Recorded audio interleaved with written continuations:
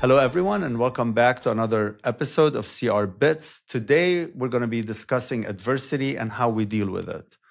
So, I was thinking about who to have join me on this episode, and I couldn't think of anybody better than McKenna. McKenna, can you introduce yourself and tell us about the adversity that you faced when you first joined us? Yeah, so hi everyone. My name's McKenna, and I started with CrossRealms 2 years ago as an intern. I spent the first year at CrossRealms really training and developing myself and getting certifications. Once I had my security architect certification, I was contracted out into my first position. This position was a huge change in responsibility for me because I was joining a two-man team that was servicing over 2,000 users. So it was a huge change. So I have to say that was kind of insane. I remember when I sent you there, I was thinking 1,000 to 1. Usually for companies, it's for every 65 employees, you have one IT person. 1,000 to 1 is new to me and definitely new to you. I kind of felt bad, maybe a little bit, but not that bad.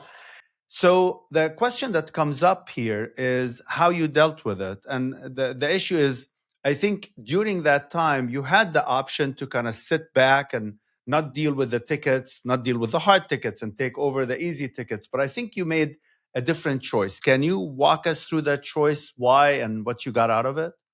Yeah, so there were a lot of tickets I came across where I could have just taken a back seat or done the easier things like send out responses and set up meetings.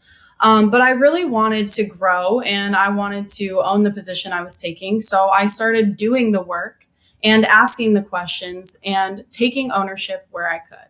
And from there, I was really able to develop and grow my skills much faster than had I taken a traditional training path. Um, so yeah. In management consulting, we learned that cattle in the prairie, they run away from the storm, and so they end up being under the storm for a longer time. However, buffalo runs towards the storm, and so they kind of pass through the storm a lot faster. And I think what McKenna did here is kind of going towards the storm, and she really progressed amazingly during that time. And I'm so happy to have her back. Let's see. So back to you, McKenna. Any advice for all our listeners out there? Yeah, well, first of all, thank you so much. I'm glad to be back. And yeah, some advice I would give to everybody who's listening is there's no choice about the storm. The only choice you have is how long you choose to live in it.